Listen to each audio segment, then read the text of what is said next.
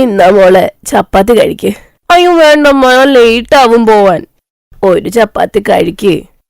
വേണ്ടമ്മ, എന്റെ ബസ് പോകും, പിന്നെ ഞാൻ ഓഫീസിൽ എത്തുമ്പോ ലേറ്റ് ആവും. സാർ എന്നെ തിന്നു. ശരി മോളെ, നീ ഇത് പിടിക്ക്. ഞാനിത് റോളാക്കിയിട്ടുണ്ട്, ഇത് നിനക്ക് കയ്യിൽ പിടിക്കാലോ. ആ ശരി, എനിക്ക് താ, ഞാൻ പോട്ടെ. ഇതാണ് റുമിത്തയുടെ കഥ. അവൾ അച്ഛനും അമ്മയുടെ ഒറ്റ മോളായിരുന്നു. അവളുടെ അമ്മ നർമ്മദ, അച്ഛൻ നരേഷ്. രണ്ടുപേരും നല്ല രീതിയിലാണ് അവളെ വളർത്തിയിരിക്കുന്നത്. റുമിത്ത കോളേജിലെ പഠിത്തമൊക്കെ കഴിഞ്ഞ് IT കമ്പനിയിൽ ജോലി ചെയ്യുന്നു. അന്നേ വൈകുന്നേരം അമ്മ അച്ഛന്റെ ഭാര്യ, എന്റെ അല്ല. എപ്പോഴും എന്തിനാ എന്നെയും കാത്ത് ഇവിടെ ഇങ്ങനെ ഇരിക്കണേ? കറക്റ്റ് സമയത്ത് ഉറങ്ങിക്കൂടെ? നീ ഒരു അമ്മയായി കഴിയുമ്പോഴേ മനസ്സിലാവുള്ളൂ അമ്മയ്ക്ക് പിള്ളേരെന്താണെന്ന്. ഇപ്പൊ മനസ്സിലാവില്ല. അതിനാണെങ്കിൽ ആദ്യം എന്നെ കല്യാണം കഴിപ്പിക്ക്, അല്ലാണ്ട് എങ്ങനെ അമ്മയാവണത്? ഛേ, മിണ്ടാതിരിക്ക്. കുരുത്തക്കേടല്ലാതെ പറയില്ല. റുമിത്ത ചിരിച്ചുകൊണ്ട് അവളുടെ മുറിയിലേക്ക് പോകും. അപ്പോഴേക്കും അവളുടെ അച്ഛൻ മുമ്പിൽ വരും. എന്നിട്ട്, അല്ല, എന്തു പറ്റി?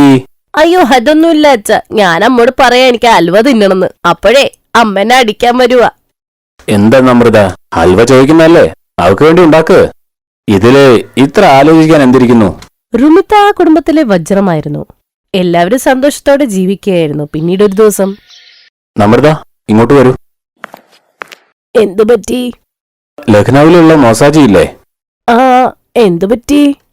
അദ്ദേഹത്തിനൊന്നുമില്ല, അദ്ദേഹത്തിന്റെ ഫോൺ വന്നു. റോമിതയ്ക്ക് വേണ്ടി ഒരു ആലോചന. നല്ല മനസ്സുള്ള കുടുംബമാണെന്നാ പറയുന്നത്. പെൺകുട്ടി ജോലി ചെയ്താലും അവർക്കൊരു കുഴപ്പമില്ലെന്നാ പറഞ്ഞേ. വലിയ കാര്യം എന്തെന്നാ, അവർ ഈ നഗരത്തിലാണ് താമസിക്കുന്നത്. ആഹാ, ഇത് കൊള്ളാലോ, നല്ല കാര്യം. എന്തു നല്ല കാര്യം? എനിക്ക് കല്യാണമൊന്നും കഴിക്കണ്ട. അതല്ല, നിനക്കെന്താ കല്യാണം കഴിച്ചാല്? ഞാൻ ഇവിടുന്ന് പോയാൽ നിങ്ങൾ രണ്ടുപേരും ആര് നോക്കും? നീയല്ലാതെ ആര് നോക്കാനാ? ഇപ്പൊ ഇത് നമ്മുടെ കയ്യിലല്ലേ. ഞങ്ങള് വയസ്സന്മാരാകുമ്പോ ഞങ്ങൾ നിന്റെ അടുത്ത് വരാം, പിന്നെന്താ? അങ്ങനെയല്ല അച്ഛാ, അവിടുത്തെ വീട്ടുകാരൊക്കെ എങ്ങനെയുള്ളവരാന്ന് എങ്ങനെ അറിയാം? എനിക്ക് എവിടെയും പോവണ്ട. അങ്ങനെ പറയല്ലേ മോളെ, പെൺമക്കൾ മറ്റുള്ളവരുടെ ലക്ഷ്മിയാ. ഒരു ദിവസം എന്തായാലും വീട്ടിൽ നിന്ന് പോവേണ്ടതല്ലേ മോളെ. പിന്നെ ഒരു കാര്യം, ഈ വീട്ടുകാരുണ്ടല്ലോ, നീ ജോലി ചെയ്യണ്ടെന്ന് പോലും പറഞ്ഞിട്ടില്ല. അവരും ഇവിടെയൊക്കെ തന്നെ താമസിക്കുന്നത്. ജോലി മാറേണ്ടിയും വരൂല. ഇനി പറ, ഇതിലപ്പുറം നിനക്ക് എന്താ വേണ്ടത്? റോമിത്തയുടെ ആഗ്രഹം ഇത് തന്നെയായിരുന്നു, കല്യാണം കഴിഞ്ഞാലും ജോലി ചെയ്യണം. അതുകൊണ്ട് തന്നെ അവളൊന്നും പറയാതെ തന്നെ കല്യാണത്തിന് സമ്മതിക്കുകയും കുറച്ചു ദിവസം കഴിഞ്ഞ് കല്യാണവും കഴിഞ്ഞു. രഞ്ജിത്തിന്റെ വീട്ടിലേക്ക് അവൾ വന്നു. രഞ്ജിത്ത് ഒരു ഫാക്ടറിയിലെ മാനേജറായിരുന്നു. അവന്റെ വീട്ടിൽ അച്ഛനമ്മ, കല്യാണം കഴിക്കാത്തൊരു പെങ്ങളും ഉണ്ടായിരുന്നു. അടുത്ത ദിവസം, മോളെ നിന്റെ ഭാഗ്യമാണ് ഞങ്ങളെപ്പോലത്തെ ഒരു കുടുംബം കിട്ടിയത്. രഞ്ജിത്തിന്റെ പുറകെ എത്ര പെൺപിള്ളേരാന്നറിയോ? ആ, ഇനി പറ, നീ ജോലി ചെയ്യണത് എവിടെയാ? ഇവിടുന്ന് എത്ര ദൂരമുണ്ട് നിന്റെ ഓഫീസിലേക്ക്? മമ്മി, ഞാൻ നെസ്റ്റി കമ്പനിയിലെ സോഫ്റ്റ്വെയർ എഞ്ചിനീയറാ. ഇവിടുന്ന് അധികം ദൂരമൊന്നുമില്ല. ആണോ? എന്റെ രഞ്ജിത്ത് മോനെ, മാസം 30,000 ശമ്പളം. നിനക്ക് എത്രയാ ശമ്പളം ശരിക്കും? 10-15 രൂപ കിട്ടുമോ തികച്ച്? മമ്മി, എനിക്കെല്ലാം കട്ട് ചെയ്തതിനു ശേഷം 40,000 കിട്ടുമല്ലോ. ഇത്രയും കേട്ടതോടെ കമല മിണ്ടാതെയായി. കാരണം അവളുടെ അഹങ്കാരം അതോടെ തീർന്നു. ഒന്നും മിണ്ടാതെ അവിടെ നിന്ന് നേരെ പോയി. റുമിത്ത അറിഞ്ഞോ അറിയാതെയോ അമ്മായിയമ്മയെ നാണം കെടുത്തിയെന്നുള്ള കാര്യം അവൾക്ക് പിടികിട്ടിട്ടുണ്ടായിരുന്നില്ല. അടുത്ത ദിവസം രാവിലെ റുമിത്ത അവൾക്ക് കൊണ്ടുപോകാനുള്ള ടിഫിൻ പാക്ക് ചെയ്തു. ആ സമയത്ത് കമല വന്ന് പറഞ്ഞു, അല്ല മോളെ, നീ ഇത്രയും രാവിലെ ഒരുങ്ങിക്കെട്ടി എങ്ങോട്ടാ? മമ്മി, എനിക്ക് കല്യാണത്തിന് ആകെ ഒരു ദിവസം ലീവ് കിട്ടിയുള്ളൂ. ഇന്നോട്ട് എനിക്ക് ഓഫീസിൽ പോയേ പറ്റൂ. ആണോ? അല്ല, തിരിച്ചെപ്പോ വരും? വൈകുന്നേരം 6-7 മണിയാവും. ഇത് പറഞ്ഞ റുമിത്ത അവിടുന്ന് പോകും. സത്യം പറഞ്ഞാൽ കമലയ്ക്ക് റുമിത്ത ജോലിക്ക് പോകുന്ന അത്ര ഇഷ്ടമല്ലായിരുന്നു. പക്ഷെ പൈസ കിട്ടുമല്ലോ എന്ന് ഓർത്തിട്ട് അവൾ ഒന്നും മിണ്ടിയില്ല. പക്ഷെ അതേ വൈകുന്നേരം റുമിത്ത വരാൻ ഇത്തിരി വൈകിപ്പോയി. വന്നിട്ട് അവൾ ഉടനെ തന്നെ വൈകുന്നേരത്തേക്കുള്ള ആഹാരം ഉണ്ടാക്കി. എന്നിട്ട് കഴുകാനുള്ള പാത്രമൊക്കെ കഴുകി വെച്ചു. നാളെ തൊട്ട് ഇത്തിരി നേരത്തെ വരണേ മോളെ, കേട്ടോ? കല്യാണം കഴിഞ്ഞാൽ കുറച്ച് ഉത്തരവാദിത്തങ്ങൾ കൂടും മോളെ. എനിക്ക് ആഹാരമൊക്കെ ഉണ്ടാക്കാൻ ഇത്തിരി വയ്യായികയുണ്ട്, അതുകൊണ്ടാ. മനസ്സിലായോ? ആ, മനസ്സിലായി. കമല അതും പറഞ്ഞിട്ട് റുമിത്തയുടെ അടുത്തുനിന്ന് പോയി. അടുത്ത ദിവസം രാവിലെ അവൾ നേരത്തെ എണീറ്റ് ഒരുപാട് ആഹാരം വെച്ചിട്ട് ഓഫീസിലേക്ക് ഇറങ്ങി.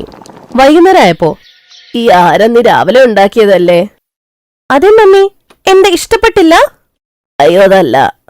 അന്നേ ദിവസം കമല ഒന്നും പറഞ്ഞില്ല. പക്ഷെ അവൾക്ക് ദഹിക്കുന്നുണ്ടായിരുന്നില്ല റുമിത്ത എങ്ങനെയാണ് ഈ കാര്യങ്ങൾ ഇത്ര ഈസിയായി ഹാൻഡിൽ ചെയ്യണേന്ന്. പക്ഷെ കമല ഒരു ദിവസം വഴക്കുണ്ടാക്കണമെന്ന് വിചാരിച്ച്, നോക്കുമോളെ, ഞാനും രഞ്ജിത്തിന്റെ അച്ഛനും കൂടെ അഡ്ജസ്റ്റ് ചെയ്യാൻ നോക്കുന്നുണ്ട്. പക്ഷെ ഞങ്ങൾക്ക് ഇനി പറ്റത്തില്ല.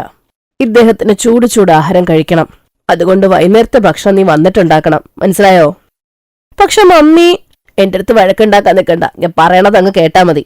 അമ്മായിയമ്മ അത് പറഞ്ഞപ്പോ തൊട്ടേ അവൾക്ക് ഭയങ്കര വിഷമമായി. അവൾക്ക് ഓഫീസിലെ കാര്യവും വീട്ടിലെ കാര്യവും എങ്ങനെ മാനേജ് ചെയ്യണം എന്നുള്ള ടെൻഷനായി. അതുകൊണ്ട് ഓഫീസിലും അവൾ ആകെ പ്രശ്നത്തിലായിരുന്നു. അങ്ങനെ അടുത്ത ദിവസം മമ്മിയുടെ ഒരു കാര്യം പറയണായിരുന്നു. ആ പറയ, എന്താണ്? ഞാനത് റിസൈൻ ചെയ്തു. നാളെ തൊട്ട് ഞാൻ ഓഫീസിൽ പോകുന്നില്ല. അല്ല, അത് എന്തിനാ അങ്ങനെ ചെയ്തത് നീ? എല്ലാം കൂടെ ഒരുമിച്ച് ചെയ്യാൻ പറ്റുന്നില്ല മമ്മി, അതാ.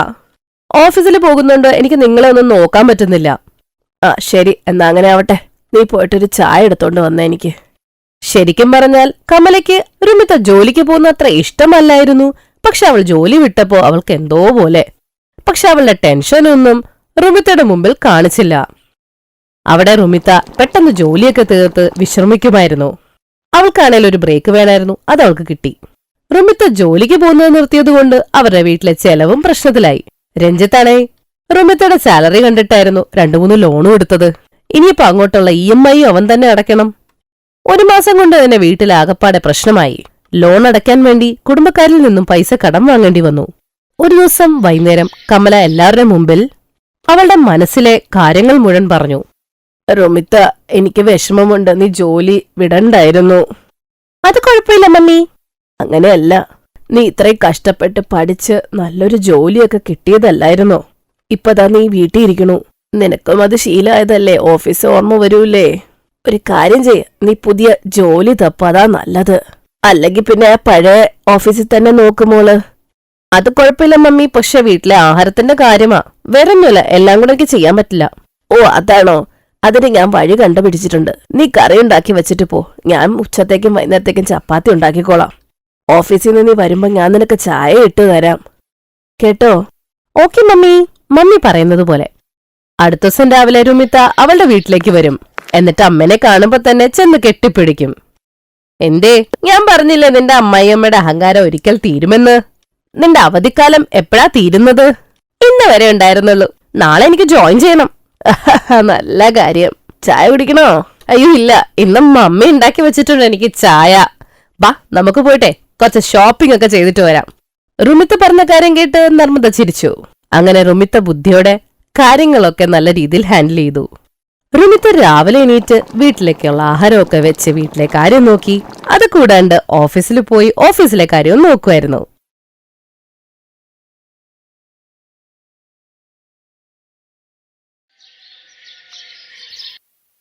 എന്നാൽ നല്ല മടിച്ചിയായിരുന്നു.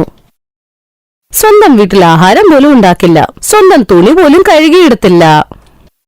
അവളുടെ അച്ഛനും അമ്മയും അവളുടെ ഈ മടി മാറ്റാൻ ഒരുപാട് കാര്യങ്ങൾ ചെയ്തു നോക്കി, ഒന്നും സഫലമായില്ല. അവളുടെ അമ്മ ഒരു ദിവസം അച്ഛനോട് പറഞ്ഞു, റാണിയുടെ ഈ മടി ദിവസം കൂടുന്തോറും കൂടുക. നമ്മള് കരുതിയത് വലുതാവുമ്പോ അവളുടെ ഈ മടിയൊക്കെ മാറുമെന്നല്ലേ, പക്ഷെ ഇവളുടെ മടി ഓരോ ദിവസം കഴിയുമ്പോ കൂടുക. അവളിപ്പോഴും കുഞ്ഞല്ലേ, കല്യാണം കഴിഞ്ഞ 2 പിള്ളേരൊക്കെ ആവുമ്പോ അവളുടെ മടി താനേ കുറഞ്ഞോളും. ആ ഈ കാര്യം നിങ്ങൾ ശരിയാ പറഞ്ഞേ. നിങ്ങളോട് പറയാതിരുന്ന കാര്യം ഇപ്പൊ നിങ്ങൾ എന്നോട് പറഞ്ഞത്. നീ എന്താ പറഞ്ഞു വരുന്നത്? എനിക്കൊന്നും മനസ്സിലാവുന്നില്ല. നമുക്ക് പെട്ടെന്ന് തന്നെ ഇവളുടെ കല്യാണം നടത്തിവിടാം, അല്ലെങ്കിൽ ഇവളുടെ മടി മാറില്ല. മടി കൂടിക്കഴിഞ്ഞാൽ ആര് കല്യാണം കഴിക്കാനാ? ഇപ്പോഴത്തെ കാലത്തെ പെൺകുട്ടികൾ മേക്കപ്പ് ഒക്കെ ഇട്ടിരിക്കും. ഇവൾക്കാണെങ്കിൽ സ്വന്തമായിട്ട് മേക്കപ്പ് ഇടാൻ പോലും മടിയാ. നീ പറഞ്ഞത് ശരിയാ. ഞാൻ ഇന്ന് തന്നെ പണ്ഡിറ്റ്ജിയെ പോയി കാണാം. എന്നിട്ട് നല്ലൊരു ചെറുക്കനെ കണ്ടുപിടിച്ച് പെട്ടെന്ന് തന്നെ റാണിയുടെ കല്യാണം നടത്താം. അതിനുശേഷം അവളുടെ മടിയൊക്കെ മാറിക്കോളും. റാണിയുടെ അച്ഛൻ ജോത്സ്യനോട് റാണിയുടെ കല്യാണത്തിനെ കുറിച്ച് പറഞ്ഞു. ജോത്സ്യനാണെങ്കിൽ കല്യാണം കഴിപ്പിക്കാൻ ദാ റെഡി. അങ്ങനെ ജോത്സ്യൻ ഒരു ദിവസം ഒരു പയ്യന്റെ വീട്ടുകാരുമായിട്ട് റാണിയുടെ വീട്ടിലേക്ക് പെണ്ണ് കാണാൻ വന്നു. ഇതാണ് പെൺകുട്ടിയുടെ അച്ഛനും അമ്മയും. ഇതാണ് പയ്യൻ. ഇവന്റെ പേര് സംഗീത് എന്നാണ്. സംഗീത് വളരെ നല്ലൊരു കമ്പനിയിലാ ജോലി ചെയ്യുന്നത്. നിങ്ങളുടെ മകളുടെ ഫോട്ടോ കാണിച്ചപ്പോൾ തന്നെ സംഗീതിന് മോളെ വളരെ ഇഷ്ടമായി. പണ്ഡിറ്റ്ജി, മോളെ ഇഷ്ടപ്പെട്ടതിൽ വളരെ സന്തോഷമുണ്ട്. എനിക്കും നിങ്ങളുടെ സ്വഭാവം ഇഷ്ടമായി. അല്ല, നിങ്ങളുടെ മോള് വളരെ നാണമുള്ളവളാണോ? ഈ ബന്ധത്തിൽ ഞങ്ങൾക്ക് വളരെ താല്പര്യമുണ്ട്. റാണിയുടെ കുടുംബത്തിന് ഒരുപാട് സന്തോഷമായി. അങ്ങനെ രണ്ടുപേരുടെ ബന്ധം ഉറപ്പിച്ചു. അങ്ങനെ സമീർ റാണിനെ വിവാഹം ചെയ്തു. മോളെ, നീ വീട്ടിൽ നിന്ന് പോവുക. നാട്ടുകാരെ കാണിക്കാനെങ്കിലും ഇച്ചിരി ഒന്ന് കരഞ്ഞൂടെ നിനക്ക്? അമ്മയ്ക്ക് അറിയാലോ കരയാൻ എന്ത് കഷ്ടപ്പാടാ. ഞാൻ എന്തിനാ കരയണേ? കല്യാണം കഴിക്കണ്ടായിരുന്നെങ്കിൽ അമ്മോട് പറയത്തില്ലായിരുന്നോ? കല്യാണം കഴിച്ചിട്ട് പിന്നെ എന്തിനാ ഇങ്ങനെ കരയണത്? നോക്ക് റാണി, പറയണത് കേക്ക്. നാട്ടുകാരെന്ത് വിചാരിക്കും? ഒന്ന് കര നീ. അമ്മ അങ്ങനെ പറഞ്ഞപ്പോ തന്നെ റാണി ഒച്ചയില് കരയാൻ തുടങ്ങി. അമ്മ എന്നെ ഇവിടെ നിർത്താൻ, എനിക്ക് കല്യാണം കഴിച്ച് വീട്ടിലേക്ക് പോവണ്ട. എന്തിനാ എന്നെ അങ്ങോട്ടേക്ക് അയക്കണേ? ഞാൻ ചത്തുപോകും അവിടെ. എന്ത് ദുഷ്ടതരായത്! സ്വന്തം മോളെ വീട്ടിൽ വെക്കാൻ പറ്റാത്തോണ്ടല്ലേ പറഞ്ഞു വിടുന്നത്. എനിക്ക് അവിടെ പോവണ്ട അമ്മ. എനിക്ക് നിങ്ങളുടെ കൂടെ ജീവിച്ചാ മതി. അവളുടെ അച്ഛനും അമ്മയ്ക്കും മനസ്സിലായി ഓവർ ആക്ടിംഗ് ആണെന്ന്. അങ്ങനെ അമ്മ നിർബന്ധിച്ച് അവളെ കാറിൽ കയറ്റിയിരുത്തി. അങ്ങനെ ഭർത്താവിന്റെ വീട്ടിലെത്തി. കല്യാണം കഴിഞ്ഞത് അവളുടെ ആദ്യത്തെ ദിവസമായിരുന്നു. റാണി മോളെ, ഇത് നിന്റെ ആദ്യത്തെ ദിവസം ഇവിടെ. നിനക്ക് ഇഷ്ടമുള്ളത് ഉണ്ടാക്കിക്കോ. പെട്ടെന്നുണ്ടാക്കിയാൽ എനിക്ക് ഈ ചടങ്ങൊക്കെ അവസാനിപ്പിക്കാം. അയ്യോ, ഞാൻ എന്ത് ചെയ്യും? ഇവിടെ എനിക്ക് അടവറക്കാൻ പറ്റത്തില്ലല്ലോ. വീട്ടിലാണെങ്കിൽ ഞാനൊരു ഗ്ലാസ് ചായ പോലും ഉണ്ടാക്കൂല. ഇവിടെ വന്നപ്പോ ഞാനൊരു ഭക്ഷണം ഉണ്ടാക്കണം ഇത്രയും പേർക്ക്. എന്താ മോളെ ആലോചിക്കുന്നത്? അമ്മ ഇങ്ങനെ ആലോചിക്കുക, എന്താ നിങ്ങൾക്ക് വേണ്ടി ഉണ്ടാക്കി തരണ്ടേന്ന്. നിങ്ങൾ തന്നെ പറ, നിങ്ങൾക്ക് എന്താ വേണ്ടേ? ആലു പനീർ, ഗോബി മസാല, ഗോബി മഞ്ചൂരിയൻ, ആലു മട്ടർ പനീർ ടിക്ക, ഷാഹി പനീർ, ഗാജർ കാ ഹൽവ, സൂജി കാ ഹൽവ. അത് പായസം മതിയോ? ഇത്രയും ഓപ്ഷൻസ് കേട്ടപ്പോ അമ്മായി ഞെട്ടി. എന്താ മോളെ ഇത്? നിനക്ക് ഇത്രയൊക്കെ പാചകം ചെയ്യാറിയോ? ഇത്രയൊന്നും ഉണ്ടാക്കേണ്ട ആവശ്യമില്ല കേട്ടോ. ഈ കുടുംബത്തിലാകെ 4 പേരേ ഉള്ളൂ. നിനക്ക് ഇഷ്ടമുള്ള ഉണ്ടാക്കിക്കോ. റാണി വളരെ ബുദ്ധിമുട്ടിയാണ് പാചകം ചെയ്യാൻ റെഡിയായത്. സ്വന്തമായി മോട്ടിവേറ്റായി നേരെ അടുക്കളയിൽ പോയി പാചകം ചെയ്യാൻ. അരമണിക്കൂർ കൊണ്ട് ഉണ്ടാക്കേണ്ടതൊക്കെ അവൾ ഉണ്ടാക്കി ഡൈനിങ് ടേബിളിന് മേളിൽ വെച്ചു. റാണി, നീ എല്ലാ റെക്കോർഡും തകർത്തല്ലോ. ഇത്ര പെട്ടെന്ന് ഇത്രയും ആഹാരം ഉണ്ടാക്കിയോ? ആ ആഹാരം ഉണ്ടാക്കാൻ ഇത്രയും സമയം പോരെ? എല്ലാരും ഓരോരോ പ്ലേറ്റ് എടുക്കാൻ ഞാൻ വിളമ്പിത്തരാം. റാണി എല്ലാവരുടെ പ്ലേറ്റില് ഒരു തവി ചോറും ഒരു തവി ആലു മട്ടറും ഇട്ടുകൊടുത്തു. അമ്മേ, ഇവള് 2 കൂട്ടം കറികൾ മാത്രമേ ഉണ്ടാക്കിയിട്ടുള്ളൂ. മോനെ, എനിക്ക് തോന്നുന്നത് മോള് ഇത്രയും ഉണ്ടാക്കിയിട്ടുള്ളെന്നാ. അവളുണ്ടാക്കിയത് നല്ലതാണോ നോക്കാൻ വേണ്ടി കുറവുണ്ടാക്കിയതായിരിക്കും. വൈകുന്നേരം ഉണ്ടാക്കുമായിരിക്കും കൂടുതൽ. പാചകം നന്നായില്ലെങ്കിൽ പിന്നെ വേസ്റ്റ് ആവൂലേ ഫുഡൊക്കെ. അതുകൊണ്ടായിരിക്കും ഇച്ചിരി ഉണ്ടാക്കിയത്. എനിക്കങ്ങനെയാ തോന്നുന്നത്. കൊള്ളാം അമ്മേ, അമ്മ ദിവസം ചെല്ലുന്തോറും ഇന്റലിജന്റ് ആവുകയാണല്ലോ.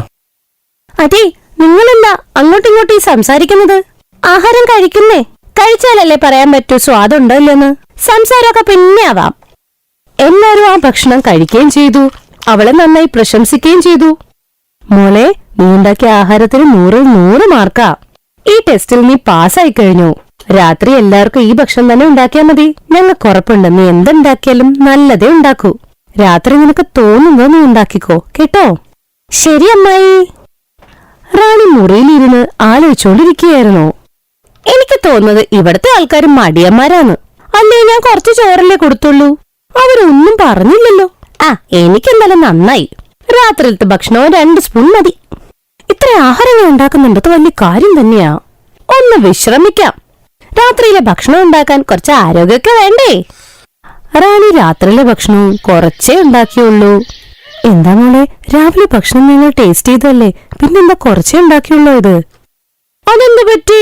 കൂടുതലുണ്ടാക്കിയോ ഞാൻ? എന്റെ പൊന്നു റാണി, 2 തവി ചോറ് കൊണ്ട് എന്താവാനാ? അമ്മായി, ഇത്ര ഉണ്ടാക്കിയപ്പോ തന്നെ എനിക്ക് വയ്യാണ്ടായി. ഞാൻ ഒന്ന് റെസ്റ്റ് എടുക്കട്ടെ. ഞാൻ പിന്നീട് കഴിച്ചോളാവേ. ഇത്രയും പറഞ്ഞ് റാണി റെസ്റ്റ് എടുക്കാൻ പോയി. അമ്മ, ഇവള് 1 നമ്പർ മടിച്ചിയാണ്. ഞാനെന്തായാലും അമ്മാവനോട് സംസാരിക്കാം. വേണ്ട മോനെ, കല്യാണം കഴിഞ്ഞ് ഭർത്താവിന്റെ വീട്ടിലേക്ക് പെണ്ണ് വന്ന പിന്നെ ഭർത്താവിന്റെ വീട്ടുകാരുടെ ചുമതലയാണിതെല്ലാം. ഭാര്യ വീട്ടിൽ പോയി ഭാര്യനെ കുറിച്ച് കുറ്റം പറയുന്നത് അത്ര നല്ല കാര്യമല്ല. ഞാൻ ആഹാരം ഉണ്ടാക്കിക്കോളാം. പതിയെ പതിയെ അവളെയും പഠിപ്പിച്ചെടുത്തോളാം. ശരി അമ്മേ, അമ്മ പറഞ്ഞതുപോലെ തന്നെ ചെയ്യാം. ഒരുപാട് ദിവസം കഴിഞ്ഞിട്ട് റാണിയുടെ മടി മാറിയിട്ടില്ല. വീട്ടിലെ ആഹാരം അമ്മായിയമ്മ തന്നെ ഉണ്ടാക്കണം. ഒരു ദിവസം ഒറ്റയ്ക്കിരുന്ന് അമ്മായി ആഹാരം ഉണ്ടാക്കുകയായിരുന്നു. അമ്മായി അച്ഛനും സമീറും വീട്ടിലില്ലായിരുന്നു. പെട്ടെന്ന് ഗ്യാസിൽ തീ പിടിച്ചു. അമ്മായി പുറത്തേക്ക് വന്നെങ്കിലും ഭയങ്കരമായി അവിടെ തീ കത്താൻ തുടങ്ങി. റാണി ധൈര്യത്തോടെ വന്ന് ഒരു കമ്പിളി പുതപ്പെടുത്ത് അതിന്റെ മുകളിലേക്ക് അങ്ങിട്ടു. മോളെ, നീ കൊള്ളാലോ മോളെ. ആദ്യമായിട്ടാ നീ മടിയില്ലാതൊരു കാര്യം ചെയ്തത്. ഞാനും. രാത്രി വീട്ടിലെല്ലാരും എത്തിക്കഴിഞ്ഞപ്പോ അമ്മായി അവളുടെ കാര്യം പറഞ്ഞു എല്ലാരോടും. റാണി അപ്പോഴേക്കും ഒരുപാട് ആഹാരം ഉണ്ടാക്കിക്കൊണ്ടുവന്നു. മോളെ, ഇത് വല്ലാത്തൊരു അത്ഭുതമാണല്ലോ. അമ്മായി തീ കത്തിയത് കൊണ്ട് എന്റെ മടിയൊക്കെ അങ്ങ് മാറിക്കിട്ടി. ആളുകൾ പറയുന്നത് ശരിയാ, സംഭവിക്കുന്നതെല്ലാം നല്ലതിനെന്ന്. അങ്ങനെ റാണിയുടെ മടി സ്വഭാവം അങ്ങനെ അങ്ങ് പോയി കിട്ടി. എല്ലാരും സന്തോഷത്തോടെ ജീവിക്കാൻ തുടങ്ങി. Thanks for watching.